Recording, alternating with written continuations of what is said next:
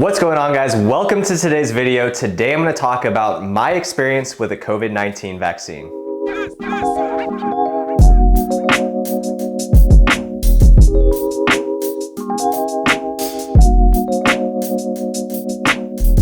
For those of you who don't know, I'm a family medicine resident physician, so I was fortunate enough to receive the first wave of vaccines that our hospital received. At the time, our hospital was only providing the Pfizer vaccine, so I received the first dose of the Pfizer vaccine. Now, currently, our hospital is also providing the Moderna vaccine, but since I already received my first dose of the Pfizer, I am no longer eligible to receive the Moderna. So basically, all I had to do to get the vaccine was go online, sign up, and I signed up to receive my vaccine at noon on Friday, December 18th. The sign-up process was relatively simple. All I had to do is fill out a brief questionnaire, give them my insurance card, and that was pretty much it. Vaccine was 100% free and completely paid for. So the day of the 18th, and all I did was check in. They handed me about like a 5-page paper packet of information on the Pfizer vaccine. If you guys want more information on the Pfizer vaccine, you can find all the information you need to on cdc.gov. So when I showed up to the vaccination station, it was pretty much like just getting your standard flu vaccine. What I did was went to the station, sat down, verified my information, got the shots, and the shot itself did not really hurt at all. The only thing different from this vaccine, other than the flu vaccine, is that we did have to wait about 15 to 30 minutes, just kind of in like a little waiting room after we received the vaccine, just to make sure we didn't have any serious adverse reactions to the vaccine. So luckily for me and all my other co-residents, we didn't have any other adverse reactions. After waiting about 15 minutes, we went back to our team room to continue our work. And then about 2 hours later, I started noticing my arm get pretty dang sore. So typically with the flu vaccine, whenever I get it, I just move my arm around, make sure that I try and keep that muscle loose, and most of the time I don't get too sore. With that being said, I did the same exact thing with the COVID vaccine, moved my arm around a lot, but it did not help at all, and the soreness just got worse throughout the day. Other than the arm soreness, I did notice myself start to develop some like brain fog or difficulty focusing. Could have just been in my head, but I know I talked to my other co-residents and they were all experiencing the same thing. And here are a couple clips of me right after I got off of work and then later that night, just kind of talking about my symptoms and my experiences with the vaccine. Now 2:30 p.m. I got my COVID shot at around noon today. The shot really didn't feel like anything different. It felt like a flu shot, maybe hurt less than a flu shot. Right now I'm currently holding the camera with my arm that I got the flu shot in, so my arm isn't super sore yet. A couple of my co-residents got the vaccine yesterday and they basically reported that they felt a little bit tired throughout the day, but other than that they didn't really have any symptoms, and then sore arm today. But I'm feeling good now. I'm not feeling any side effects. I'm not feeling fatigued. I'm not really like feeling any sweats or fevers or anything like that. So I'll be sure to update you guys throughout the day and let you guys know if I'm feeling any different symptoms, if I'm feeling tired, if my arm's hurting even more.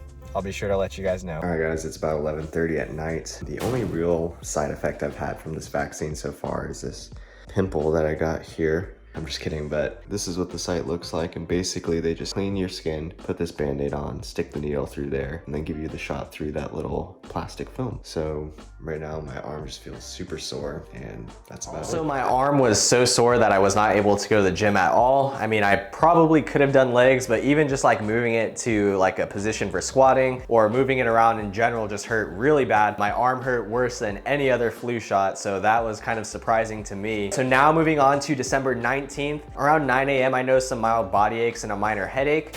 And I did also have that brain fog as well. And I thought maybe I was just super tired from not sleeping a lot last night. So I drank a lot of caffeine that day. I think I had about 2 cups of coffee and some diet sodas throughout the day, and just really tried to keep busy with my work and see if that could kind of distract me from my symptoms. After work, I got home around 7 p.m., ate dinner, showered up, and I went straight to bed. I was feeling like really tired, having some cold symptoms, some body aches, but mainly just the exhaustion was really getting to me. And even Madison noticed like, hey, you're going to bed really early. Is everything okay? And I was like, yeah, I'm just super tired. The fatigue didn't really noticeably hit me until about 30 hours after the vaccine. Ended up probably ultimately falling asleep around 9 p.m. that night. And then the next day is when the symptoms really hit me. So on December 20th, I woke up around 3 a.m. with a raging headache. The headache was basically pounding right behind my eyes and my nasal bridge right here. I don't think I've ever had a headache like just specifically pinpoint in this location, but it was a really bad headache, the worst I've had in a really long time. I noticed when I woke up, I was profusely sweating. The covers around me were wet. I did have the chills as well. And I didn't take my temperature. I wish I would have, but Madison did state that I was noticeably warmer than usual. So I may or may not have had a fever. So I did feel pretty bad. It was 3 a.m. I had to wake up at 5 a.m. for work. I didn't want to call in just yet. I felt like it was too early to call in. So what I did, I just took 800 milligrams of ibuprofen,